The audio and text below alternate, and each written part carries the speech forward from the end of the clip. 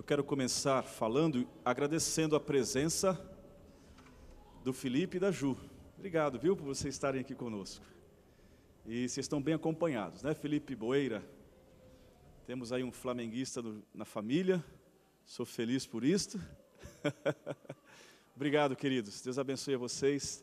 Também, viu, muito obrigado por estarem aqui, um presente que vocês me deram de vê-los aqui nesta manhã. Duas situações aconteceram comigo esta semana. Uma eu não vou falar o nome, mas a outra eu posso falar.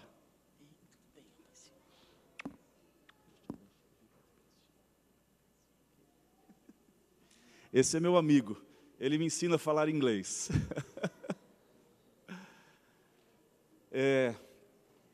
Duas situações aconteceram essa semana. Em uma visita que fiz a família de nossa igreja, louvado seja Deus por isso, eles estavam precisando de algo, a igreja, graças a Deus, tem amparado e está ajudando, mas diante dos desafios e das dificuldades que essa família tem encontrado, normal, todo mundo passa por isso, a criança do lar, não vou nem falar se é menino ou menina, a criança do lar, enquanto a gente estava se preparando para orar, foi até o quartinho dela, pegou a moedinha que tinha e falou: pastor, é para ajudar na compra da igreja. O senhor falou que, com a voz de criança, que o desafio é grande, mas que Deus já deu dinheiro e está no nosso bolso. E me deu uma moedinha de 25 centavos. Pode muito. Pode mais do que nós imaginamos.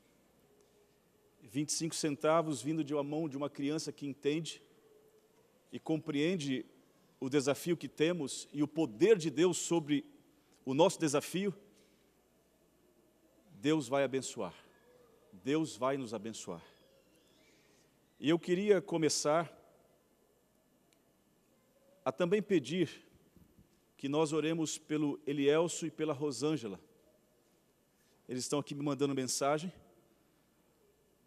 Nós precisamos orar e ajudar essa família. Vieram do Brasil, o pé do pai da casa quebrou em 3 pedaços. 3 partes. Isso já na segunda semana que eles estão aqui. Na primeira não trabalharam porque não tinham trabalho. Na segunda, o pé quebrou. Cirurgia, sem trabalhar. Eu queria pedir que a igreja esteja orando por eles. E vamos praticar a generosidade, ofertando. Todas as ofertas que são colocadas na salva da igreja, elas vão para todos os projetos de nossa igreja. Eu não gostaria, se preciso for, eu vou bater a porta de quem ajuda, mas eu queria desenvolver o hábito de nós sermos fiéis aqui, na salva. Ofereça a Deus a sua oferta. Coloque nas mãos do Senhor o que você tem como gratidão. Obrigado, querido. Obrigado.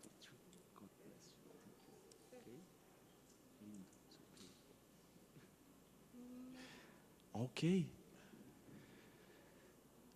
O que você tem, planeje, separe em casa e oferte. Nunca vai faltar na casa de Deus. Nunca vai faltar. Se nós desenvolvermos o hábito da mordomia como nos é ensinado, através da Bíblia e do Espírito de profecia. Pode surgir um momento que eu venha aqui à frente, sim, como Deus pediu que Moisés fosse diante do povo e pedisse, pode surgir. E eu creio que poderá acontecer. Mas enquanto esse momento não acontece, sejamos ofertantes para que a obra de generosidade, de assistência social da nossa igreja continue alcançando pessoas que tanto precisam. Eu queria agradecer muito a dona Neuza, muito obrigado, dona Neuza, Deus seja louvado, pelo cuidado e carinho que tem dispensado ao Elielso e a Rosângela também. Então, oremos por esse casal. A igreja está ajudando, eles não são adventistas, mas nós estamos, de alguma forma, alcançando ali as necessidades deles.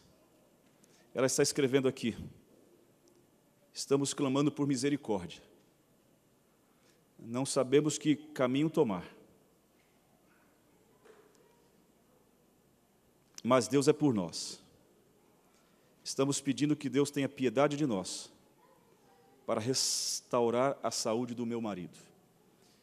Religião pura e simples é agir em prol dos pobres, necessitados, das viúvas, dos órfãos, dos enfermos. E eu creio de que Deus pode realizar os milagres que temos e que precisamos receber de suas mãos, através da nossa generosidade. Nós vamos falar hoje sobre dívidas, porque muitas vezes nós nos complicamos com a nossa vida financeira, com a nossa fidelidade, porque o inimigo lança sobre nós, segundo Ellen G. White, laços, redes, chamado dívidas. Muitos cristãos estão vivendo a realidade que está declarada em Ageu capítulo 1, versículo 6. Abra sua Bíblia, por favor, em Ageu capítulo 1, versículo 6. Muitos cristãos. Dívidas não é privilégio de uma pessoa. No Brasil, existe hoje 72% de inadimplentes no Brasil. Pessoas que não podem pagar as suas dívidas.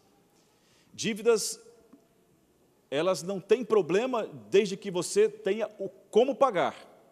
Se você perde o controle e não consegue pagar as dívidas, aí você se torna escravo das dívidas. E é o contexto que a Bíblia nos traz e o contexto do espírito de profecia. Fazer dívida é, em algum momento, até mesmo um investimento para o futuro de sua família. Mas quando nós passamos deste limite, de que as dívidas que eu tenho, eu posso pagar, mas em alguma circunstância eu vou acumulando as minhas dívidas e não posso pagar, aí vem o sinal de alerta e de perigo, que a Bíblia e o Espírito de Profecia nos ensina a termos cautela e cuidado. Muitos cristãos estão vivendo o mesmo período do profeta Ageu e dos cristãos daquele tempo.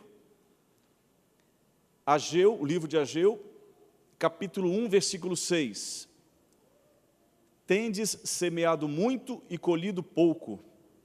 Comeis, mas não chega para fartar. Bebeis, mas não dá para saciar-vos. Vestivos, mas ninguém se aquece. E o que recebe salário, recebe-o para pô-lo num saco furado, num saquitel furado. Muitos cristãos, crentes, estão vivendo esta realidade. Trabalham e não é suficiente nem mesmo para as suas despesas fixas do mês. E quando se pensa que além das despesas fixas do mês, nós temos mais outras situações para gastar e para pagar, aí vem o desespero.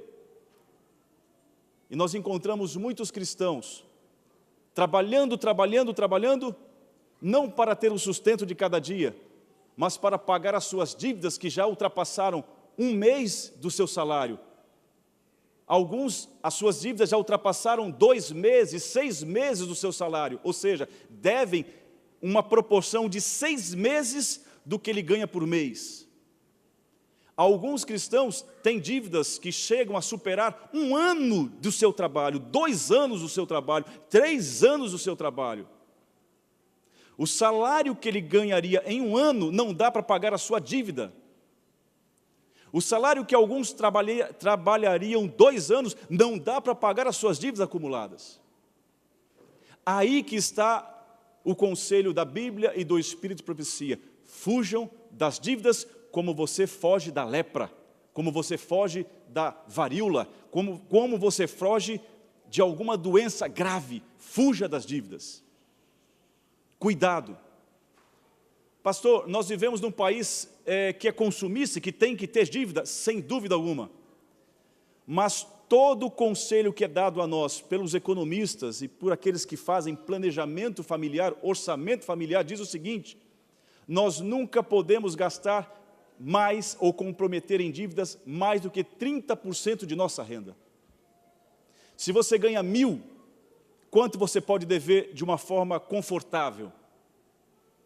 Se você ganha $1.000 por mês, $300.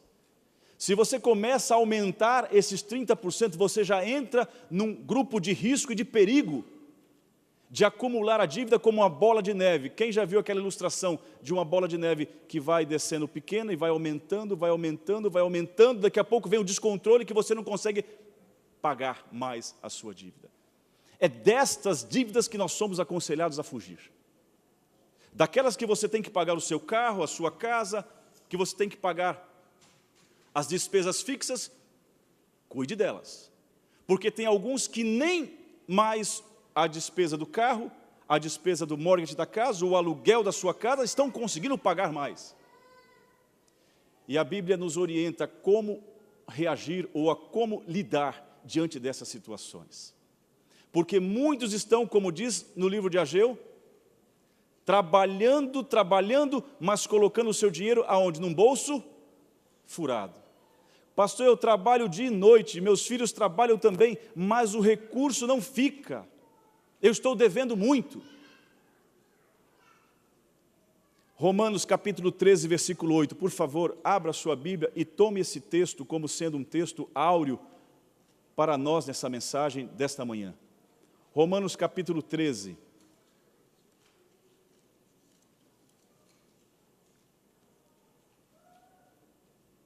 Versículo 8.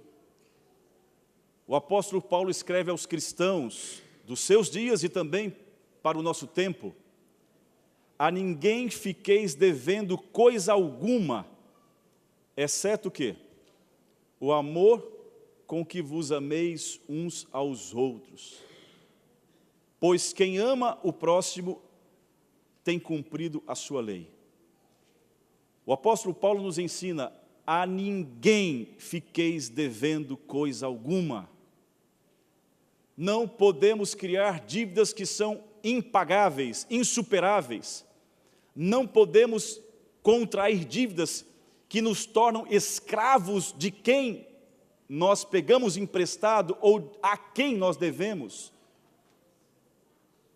Porque dívida, amigos, naquilo que é o excesso do seu controle, a dívida daquilo que você não consegue mais pagar e tem que pedir emprestado mais para alguém ou para um outro, para que aquele pague a dívida daquele e aquele pague a dívida do outro, você vai entrando num círculo que te coloca em um grande prejuízo emocional.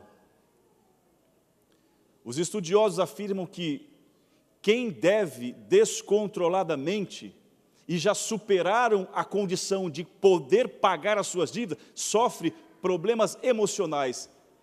A sua autoestima baixa, vai lá para o último nível. Não tem credibilidade em si pelo trabalho que faz, perde a credibilidade no esposo que trabalha também, mas não consegue pagar as dívidas, começa a ter confusão com os filhos, pedindo para os filhos economizarem, que é fato, é bom, é importante, mas o estresse que causa as dívidas dentro de um lar tem levado 54% dos motivos de divórcio no Brasil à separação, a acontecer a separação, perdão. O que fazer então, pastor? Qual a orientação da palavra de Deus? Qual a orientação da Bíblia, do Senhor? Abram a Bíblia lá em Lucas capítulo 14, versículo 28. Lucas capítulo 14, versículo 28. Qual o caminho da solução? Como posso interromper o meu processo de endividamento? Lucas capítulo 14, versículo 28. Diz assim a palavra de Deus: pois qual de vós, pretendendo gastar, que seria no caso aqui, construir uma torre, não se assenta primeiro para calcular as despesas e verificar se tem os meios para concluir? O que a Bíblia está nos ensinando?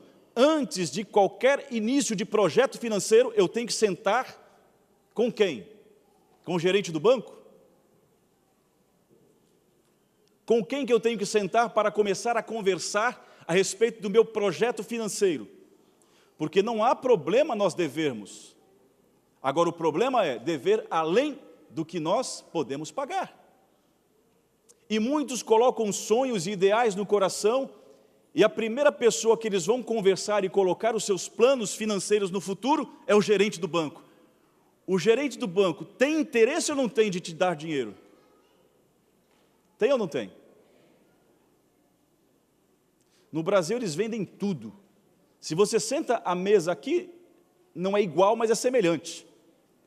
Se você senta à mesa à frente de um gerente, ele te bota ali à frente uma cartela de opção para os seus investimentos, para ajudar a você a pegar empréstimos, para você fazer a capitalização ou também a previdência privada, e assim vai.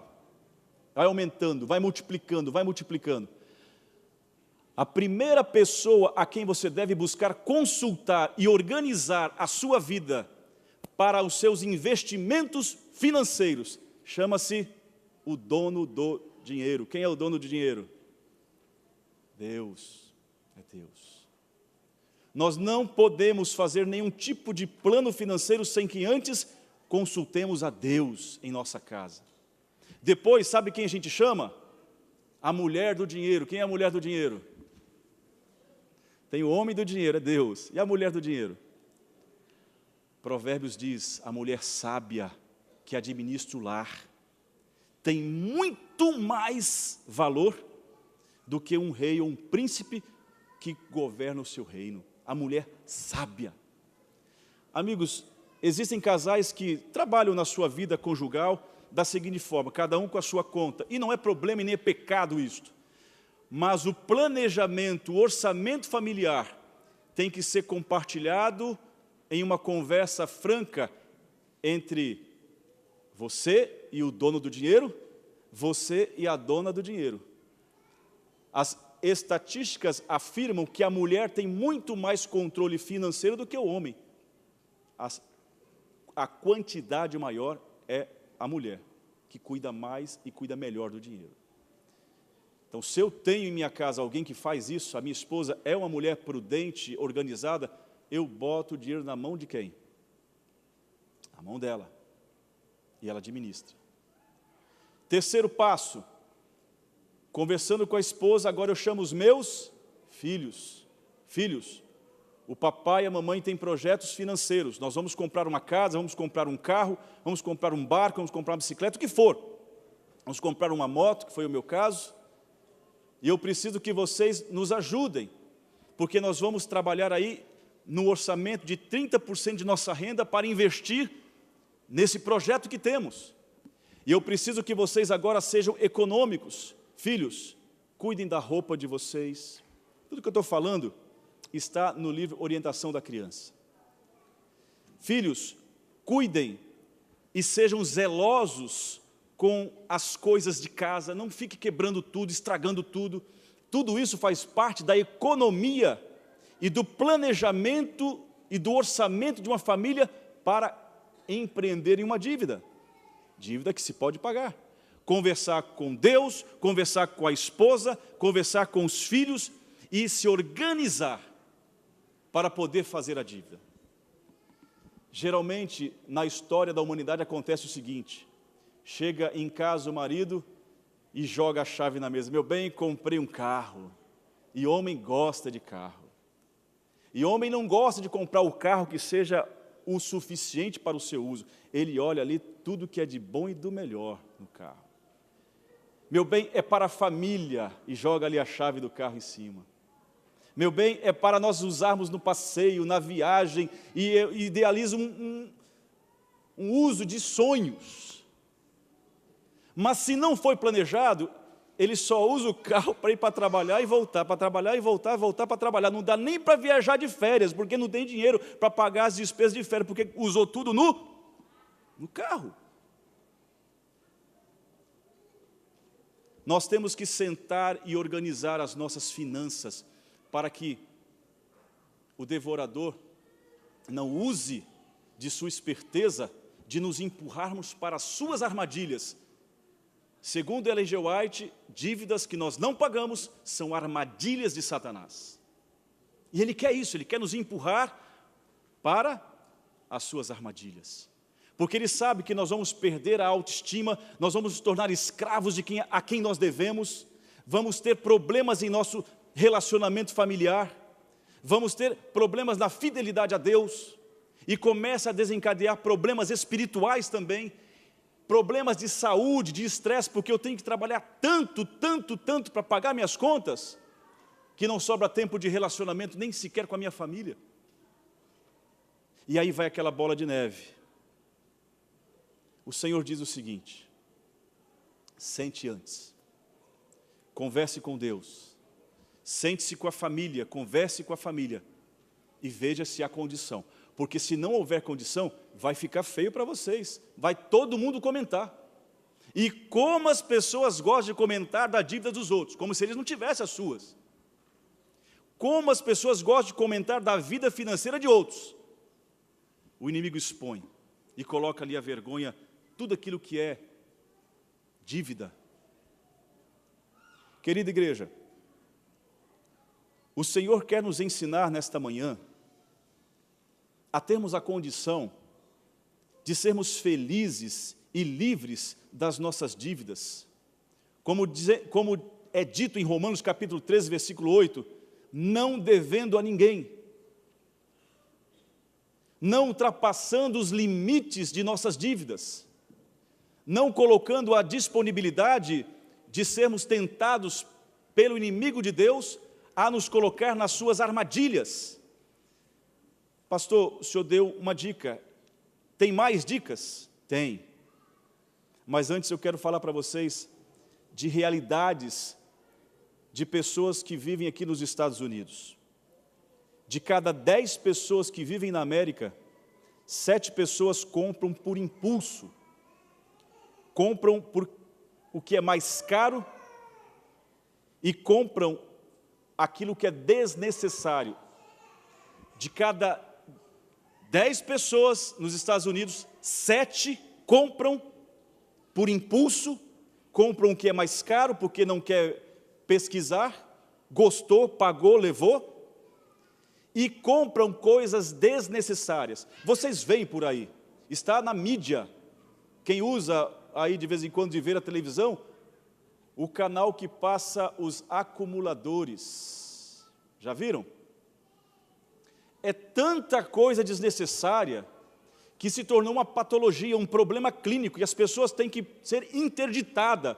O Estado tem que entrar na casa da pessoa, tirar a pessoa de lá porque o filho, a filha pediu a intervenção, para tirar tanta tranqueira desnecessária de dentro de casa.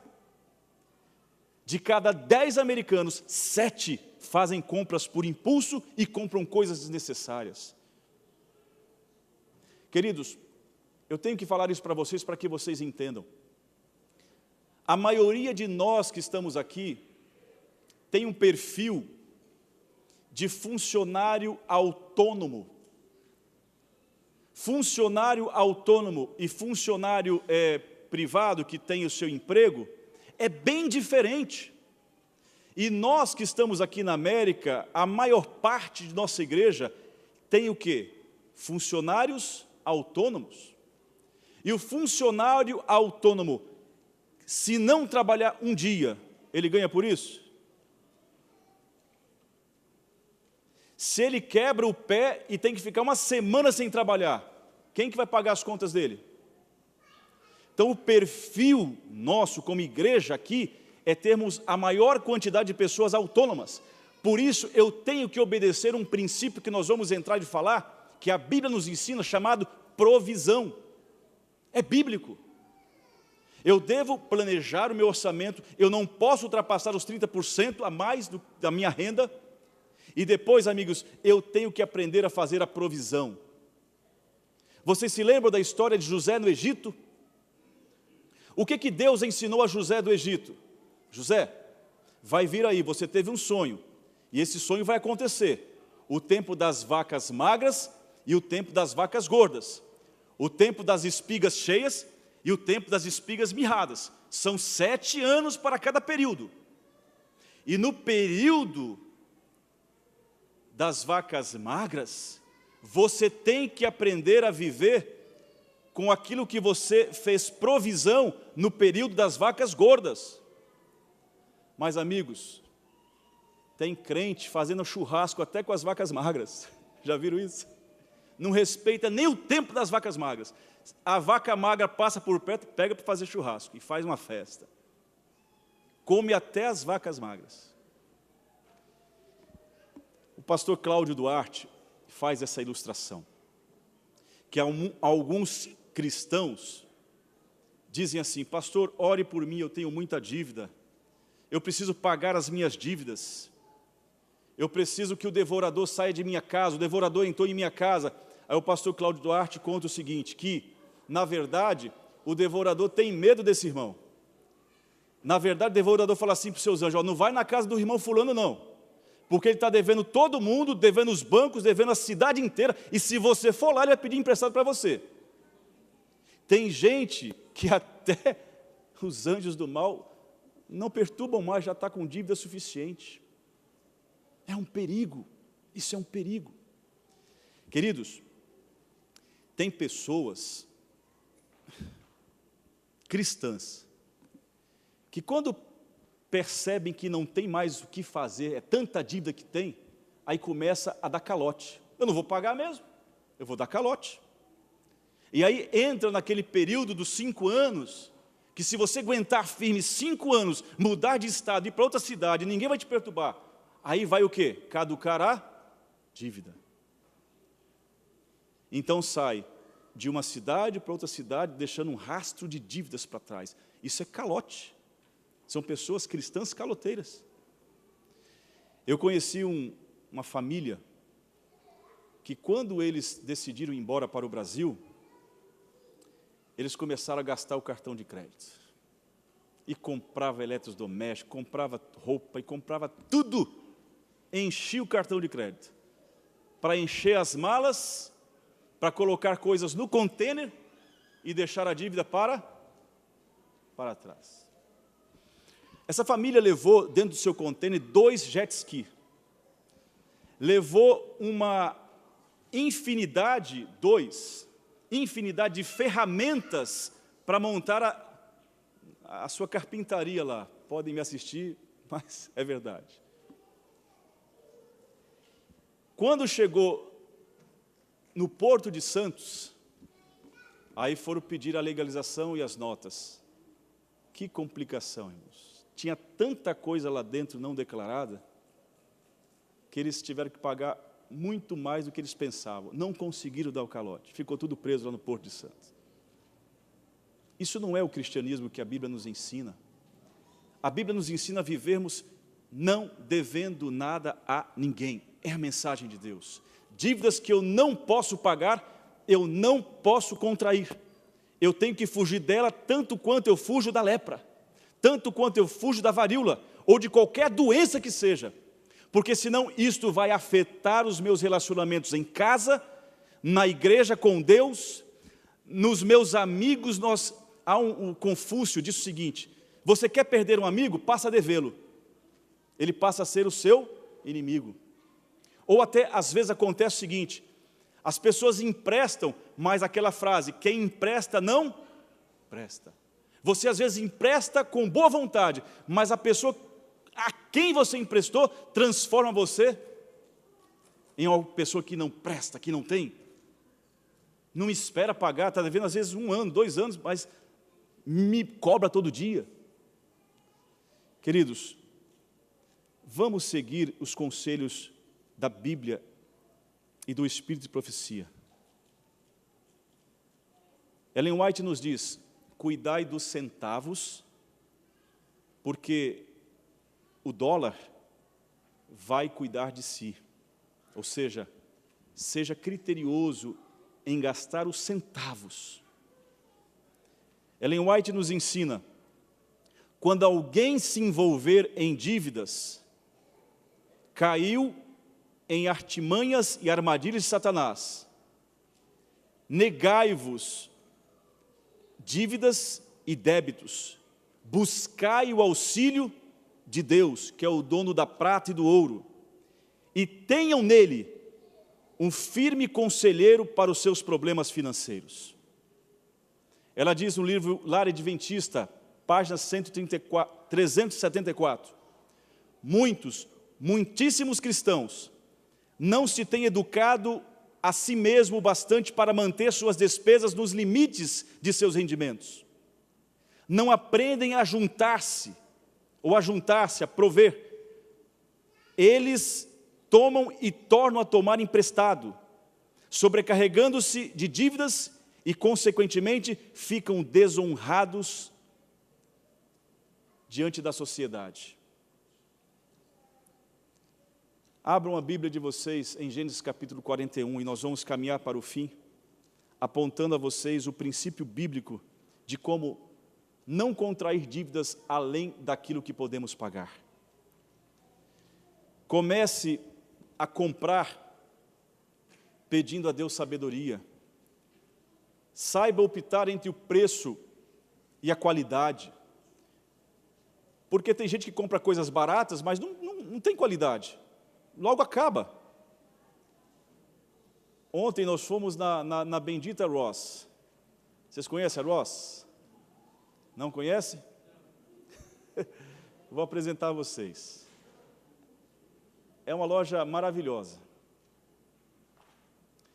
E o meu amigo Cláudio achou uma camisa por R$ 4,99, não foi, Cláudio? Só que a estampa da camisa não estava adequada, a esposa não gostou da estampa. Aí a gente passou e pensou, será que alguém vai querer essa camisa tão barata, com esse tipo de estampa? Antes de colocar, de volta, já apareceu alguém, eu quero, é linda, você deixa eu levar? Tem comprador para tudo. Tem comprador para tudo.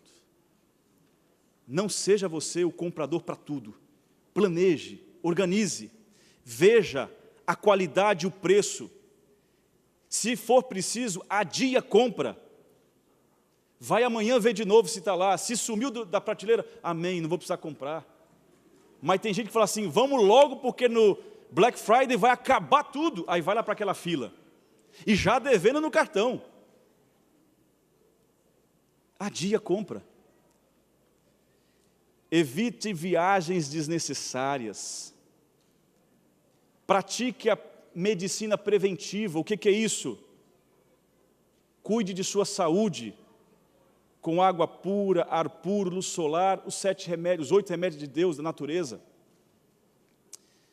Ellen White diz, evite o açúcar aos seus filhos, porque abre simplesmente fragilidade de enfermidade na vida dos nossos filhos. Outro conselho, às vezes, o usado é melhor do que o novo e mais barato. Saibam fazer esta avaliação. Mas, às vezes, em alguns casos, é melhor comprar algo usado do que novo. Aqui não dá para fazer muito isso, mas o conselho é para outros países. Pechincha. Aqui o americano não gosta de pechinchar, não gosta de ser provocado a baixar o preço. Mas tenta, insiste. Quem sabe você consegue. Aprenda a fazer manutenção simples. Isso ajuda muito, irmãos. Vai cortar grama. Vai fazer serviços de casa. Não fica chamando o Marcos Sampaio nem o Carlinhos, não. Eu faço isso. Aprenda a fazer coisas que sejam simples dentro de casa, na manutenção de casa. Isso ajuda você a eliminar as suas dívidas. Se você vê uma liquidação, observe se vale a pena comprar nessa liquidação. Não desperdice luz, água. Lá em casa é difícil. Eu tenho 2 vagalumes dentro de casa. Onde eles vão, eles deixam a luz acesa. E eu saio apagando, um por um. Crianças, jovens, adolescentes, façam parte dessa economia do lar. E apaguem as luzes. Não pegue a roupa e jogue no chão do banheiro, ou o tênis não estrague tão rapidamente. Queridos, eu vivi numa época e numa fase que em minha casa, eu e minha irmã dividíamos a mesma camisa para ir para a escola adventista. A escola não era adventista, era uma escola pública. Era uma camisa branca, um uniforme, que eu ia primeiro de manhã para a aula, eu não podia brincar, não podia correr, porque não podia sujar ou suar, transpirar a camisa, porque minha irmã usaria quando? À tarde. Hoje, Deus seja louvado, tem roupa de uniforme, camisa, 5 para cada dia. É tanta camisa de uniforme que o meu pai, é barato. É um barato que sai caro. Tênis, está começando a apertar no dedo, já tem que trocar. Não, eu usava, quem tinha bamba, conga, abria ali na frente, lembra disso? Para esticar mais um pouquinho. Não era pecado, mas hoje vai botar um tênis no pé de uma criança e esse tênis é ganho de outra criança. Não. Aceitem doações, e não tem problema, irmãos, eu vivi na minha vida momentos em que a assistência social da igreja levou comida para a gente, levou roupa para a gente, não é pecado isso. Há fases que a gente pode aceitar a ajuda do próximo, mas tem situações em casa que eu não aceito, aceite. Desperdícios dentro de casa, ajude jovem, adolescente, criança a não terem. Não compre nos meses de alta, vai atrás ali da mudança de estação. Ali é hora boa de comprar. No inverno você já compra para o verão, assim vai.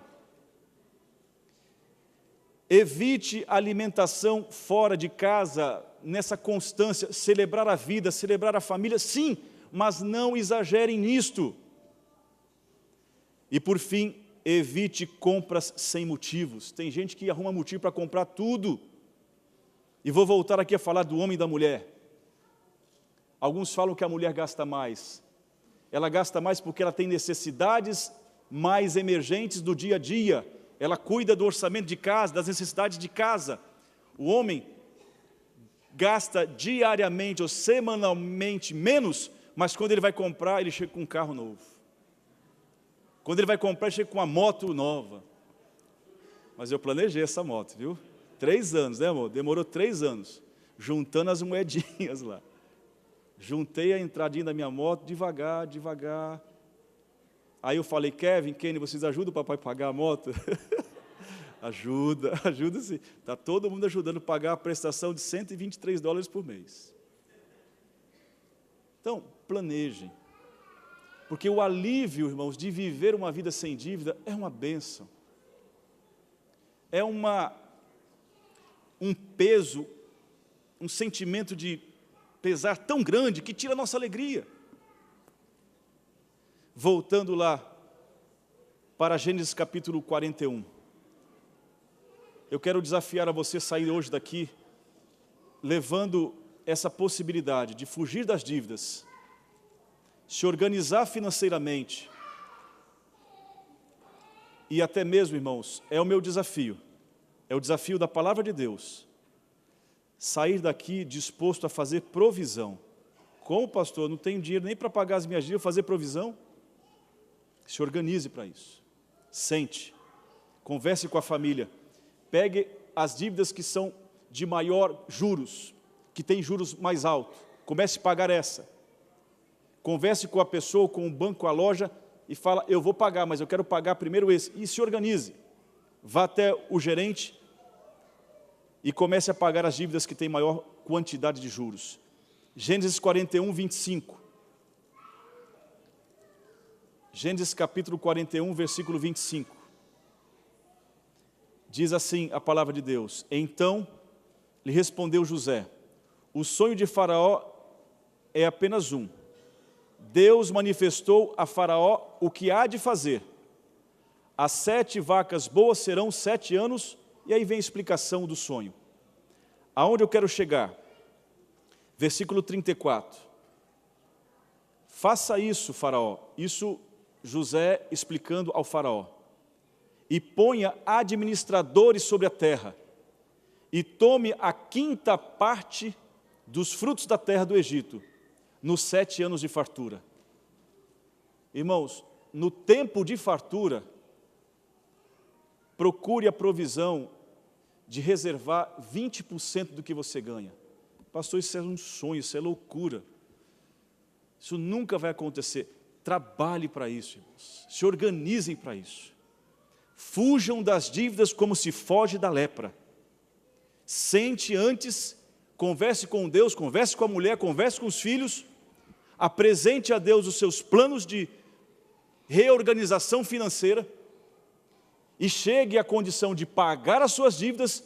Depois, amigos, no tempo das vacas gordas, faça a provisão dos 20%, que é plano de Deus, é plano de Deus.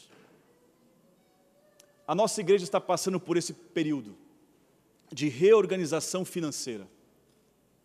A nossa igreja está passando pelo período de reajuste financeiro. E nós estamos seguindo o que é orientado pelo manual da igreja, pelo Espírito de Profecia e pela Bíblia. Julie, querida, vê se você coloca aquele slide, orçamento compartilhado. E nós vamos trabalhar da seguinte forma com a nossa igreja, com os departamentos que nós temos, para que o nosso planejamento financeiro para adquirirmos uma igreja seja abençoada por Deus, porque antes nós sentamos, nós consultamos a Deus, nós consultamos a igreja, consultamos os filhos da igreja, e aí então é sugestão, irmãos, de uma comissão feita na Conferência Geral, de usarmos o orçamento compartilhado. Pode passar, Júlio, mais um, por favor? O relatório financeiro está aí. Eu quero passar para que vocês vejam. No momento hoje, as nossas entradas entre dízimos e ofertas estão ali, 35 mil, tá certo? As ofertas, louvado seja Deus, temos aí 21.440. Pactos, nós temos 14.946. Ofertas destinadas aos departamentos, 4.885. Doações para a construção do CBC, ou para a venda do CBC, ou para a compra da igreja, 1.638. Total de entradas. Passe o próximo, Júlio, por favor. Aí o que vai de dízimo, os 35 mil para a associação, para a pregação do evangelho, está lá em cima. As despesas da igreja Mount Zion, 2.595. Ali entra aluguel e a limpeza desta igreja. CBC, o mortgage, as despesas do CBC, 7.253. O mortgage em 5.886. Limpeza, ali está o valor. Utilities, ali está o valor, 806. E departamentos da igreja, geralmente entra aquele valor para ser distribuído para os departamentos. Pode passar, Júlia. Então aí está. A entrada final com as nossas despesas sobra para nossa igreja, em média, $10 mil para gastarmos com as nossas necessidades. Tem meses que nós temos despesa de 12 mil, então 10 mil não resolve. Pode passar, Júlio, por favor. E aí, nós hoje temos no caixa local 21.470, que esse é o valor da nossa igreja que nós temos hoje no caixa. Saídas e as despesas, em média, 11.277, e o saldo do mês, 10.192. O outro slide. E o saldo operacional hoje, tirando as despesas, o que temos no caixa? 7.757. Temos o fundo de reserva, $10 mil. Fundo da construção, $23 mil. E temos aí o mortgage para pagar até o final, se fosse 387 mil. Hoje, nós estamos propondo à igreja começarmos a usar o orçamento compartilhado. Júlia, agora veja o outro slide, por favor. E nós vamos pegar aquele valor que vocês viram ali de 7.970, nós vamos hoje começar a compartilhar nos departamentos. Compartilhar através dos percentuais. Não é esse. Vê se o Kevin está aí ou não. é um PowerPoint que tem os percentuais dos departamentos. Kevin, o Naum, cadê o filho? Saiu, está aí? Vai lá. Talvez a Júlia não esteja encontrando onde vocês deixam. Ah, show, obrigado, Júlia, obrigado. Então está ali. Esses percentuais foram sugeridos pela comissão da igreja. Cada departamento vai trabalhar com um percentual. Isso pode mudar? Pode mudar. Mas nós vamos começar com esses percentuais. Nós temos o valor hoje, que é o caixa da igreja, de 7 mil e alguma coisa. Nós vamos pegar esses valores e distribuir para os departamentos, para que os departamentos possam trabalhar em suas atividades.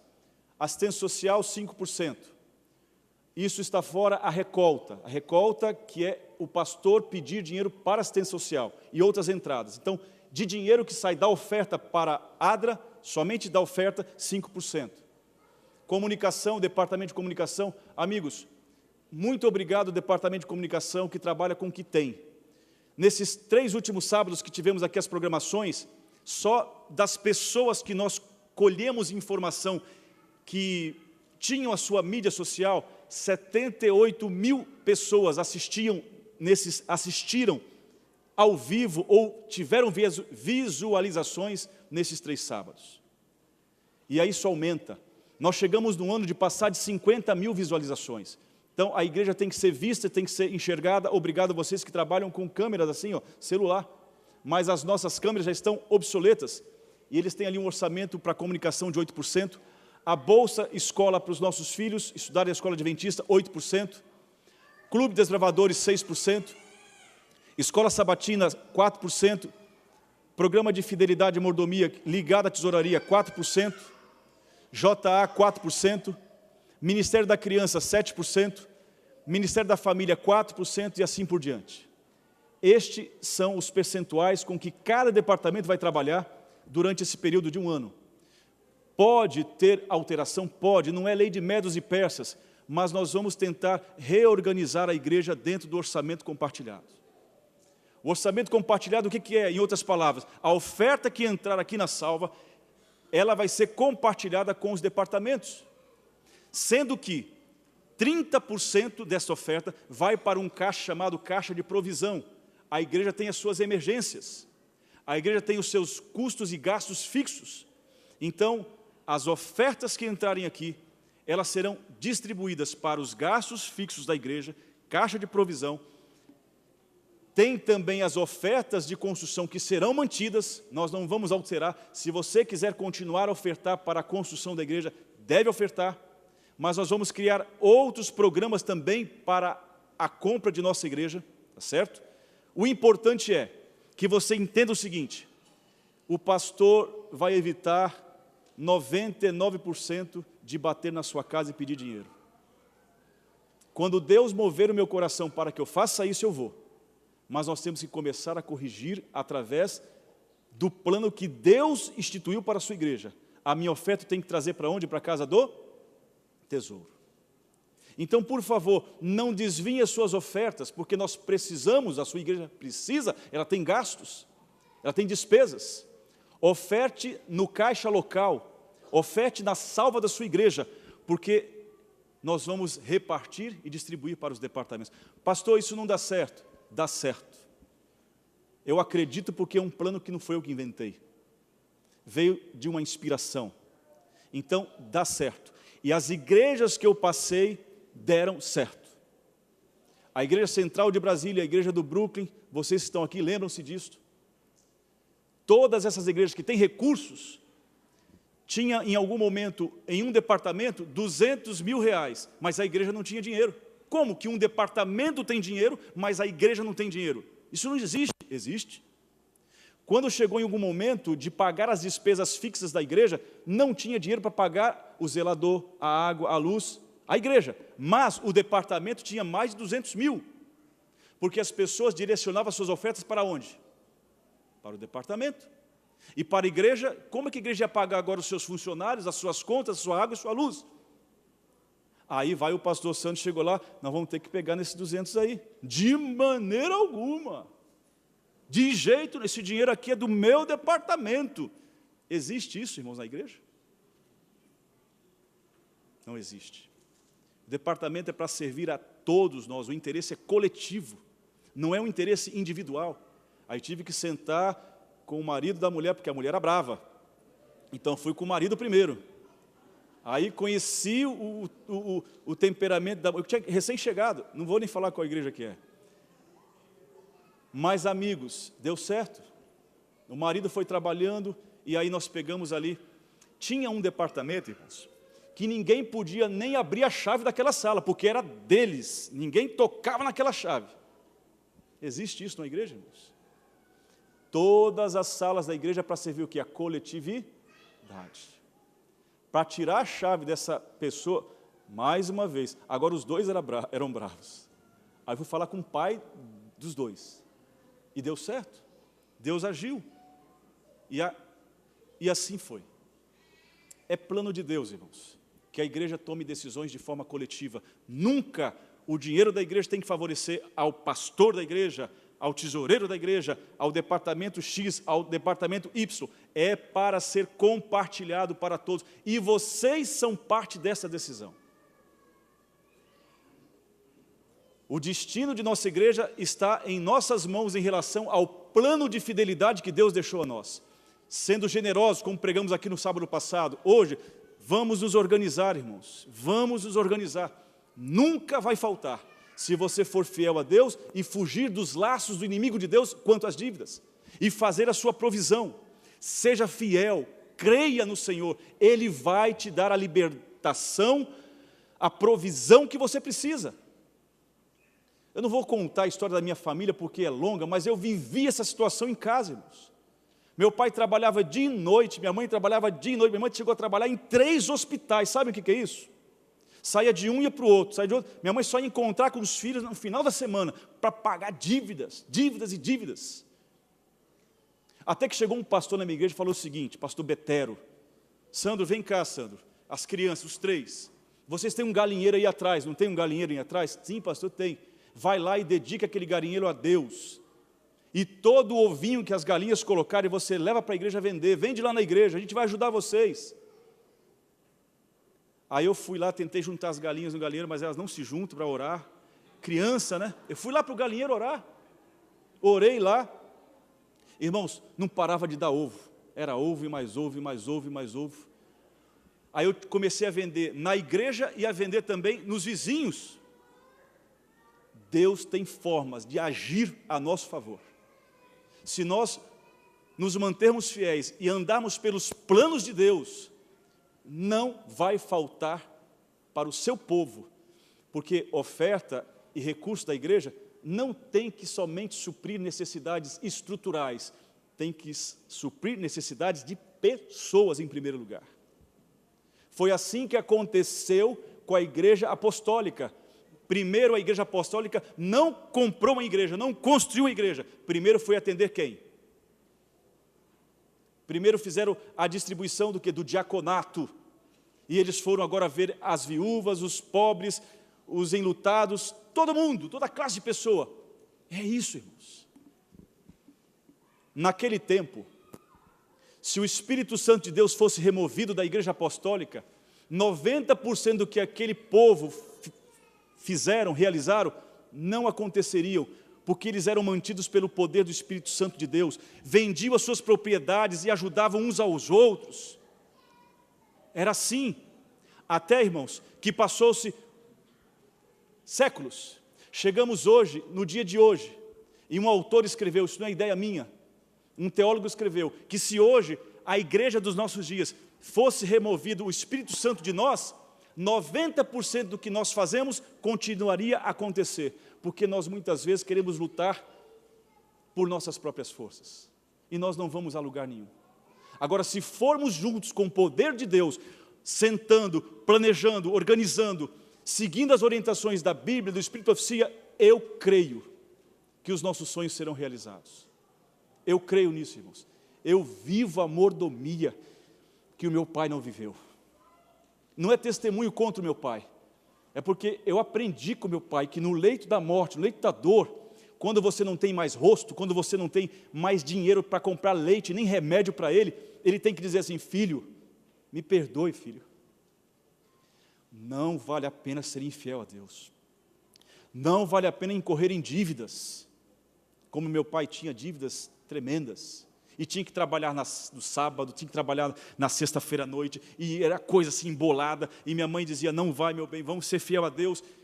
Foi a luta a vida inteira. Até que, por fim, lá no Hospital Silvestre, meu pai disse, meu filho, me perdoe,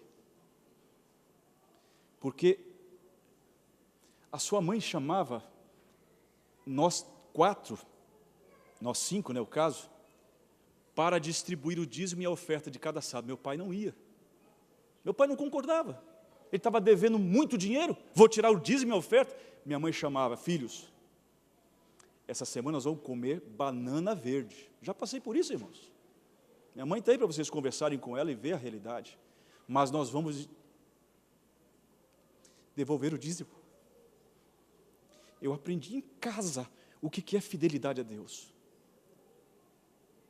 Hoje eu tenho respeito aos 10 centavos, aos 25 centavos que essa pessoinha me deu na casa dela. Eu tenho respeito a isso. Porque eu passei pelas privações, irmãos, de viver uma vida endividada, sem ter condições. Meu pai podia vender os 2 caminhões dele, como perdeu tudo. Chegamos numa fase que nós tínhamos 3 automóveis em casa, perdeu os 3. Perdeu os caminhões e dívida, foi trabalhar de empregado com o tio Darcy, pai da Neuci, foi que deu emprego para meu pai. E aí minha mãe fez o seguinte, vocês 3, seus passarinhos, vocês comem demais, vão para o colégio interno. Minha mãe nos colocou em colégio interno lá na Bahia. Eu tinha 13 anos para 14 anos, fui trabalhar na horta, na construção. Eu já tinha um corpo maior, me botaram para fazer tudo que era trabalho pesado. Não me arrependo um dia sequer de carregar caixa de tomate, caixa de chuchu, arrancar mandioca. Aprendi a cultivar a terra, aprendi a construir. Mas graças a Deus, irmãos, porque hoje eu posso dizer ao Kevin, você devolveu o seu dízimo?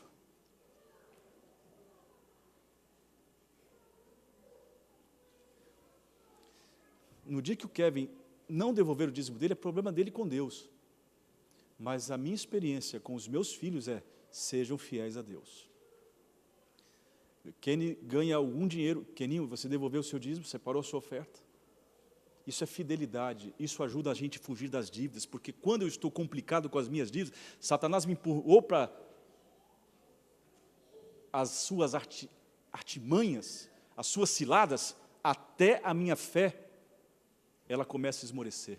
Já não acredito mais nem em Deus, porque eu trabalho e não consigo pagar as minhas dívidas. 3 coisas, irmãos, nós perdemos quando nós temos dívidas. Isso quem diz são os estudiosos cristãos sobre fidelidade. Nós perdemos a fé, nós perdemos a família e nós perdemos as finanças, 3 Fs. Ou seja, fé, nós perdemos, a família nós perdemos, e as finanças, elas se tornam aquele bolo de sei lá o quê. É o inimigo agindo para destruir a nossa fé, destruir a nossa família e destruir a nossa confiança na fidelidade a Deus através de nossas finanças. Não entrem em dívidas, paguem as suas dívidas. Converse, eu tenho disponibilidade, irmãos, de ajudar. Eu não tenho, o que eu tenho, eu ajudo. Não estou aqui sendo... Mas eu sei o que é viver uma vida de dívida durante muito tempo. Eu estou dizendo isso para vocês porque é a minha experiência. Nós temos um desafio. Julie, querida, coloque lá. Na próxima terça-feira, 13h, nós vamos visitar esta igreja, junto com a administração da associação. É apenas a primeira conversa, eu não estou criando expectativas nenhuma na igreja, mas tudo o que acontecer em relação à compra da igreja, eu vou falar com a igreja. Então, na próxima terça-feira, nós vamos iniciar a nossa conversa a respeito desta igreja, que não sei se vocês conhecem, fica da 198, era a antiga New Hope. A New Hope construiu aqui atrás, aqui perto, e essa igreja, a igreja presbiteriana coreana comprou. Essas igrejas agora entraram no mercado, mas elas não entram no mercado, sem problema ainda.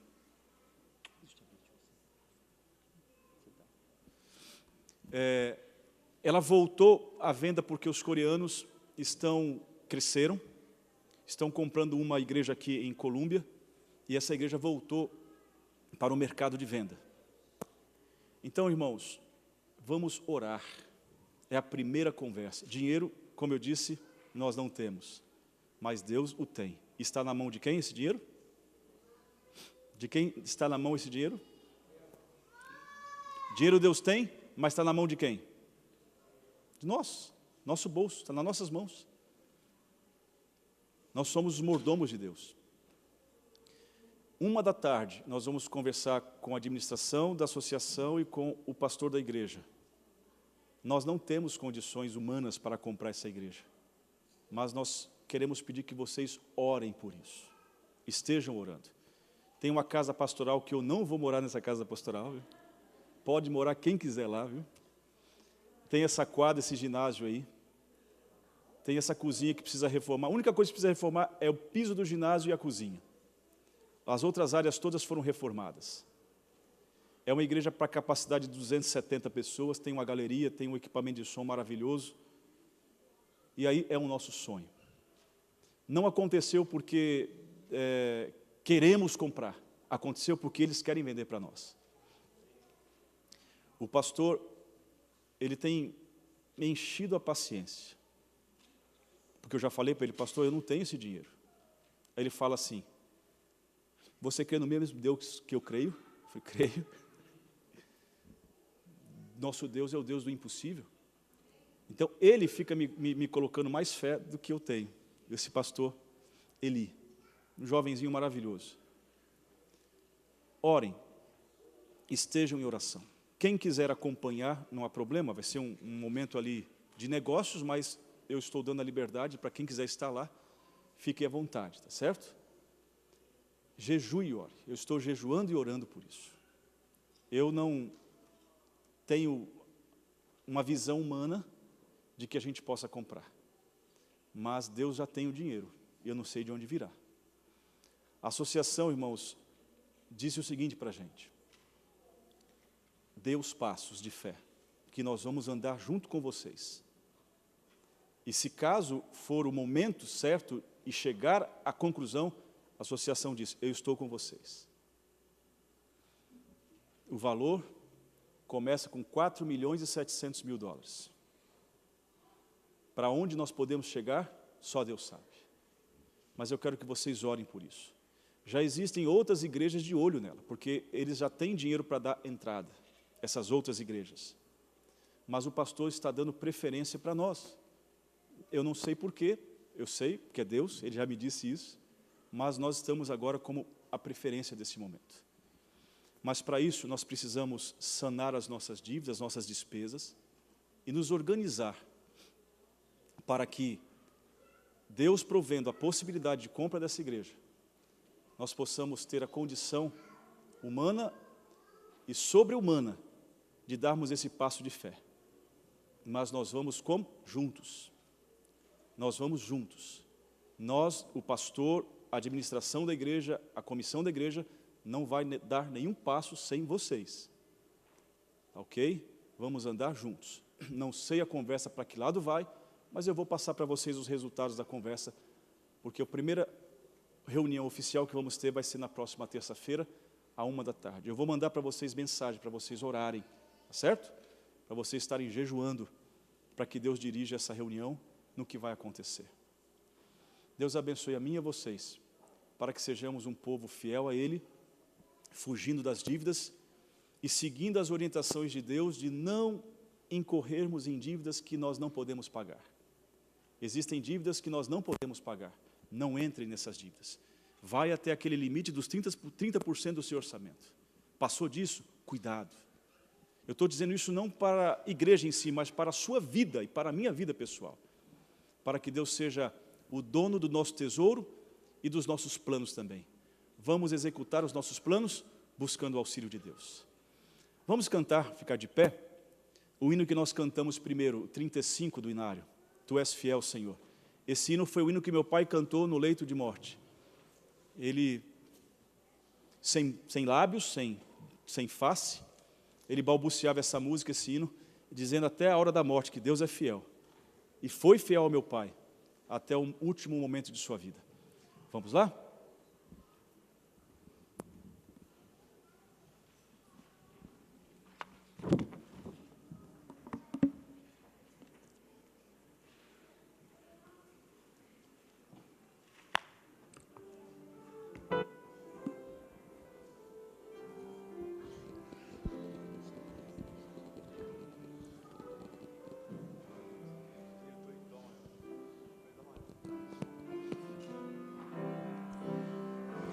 Tu és fiel, Senhor, ó Deus eterno.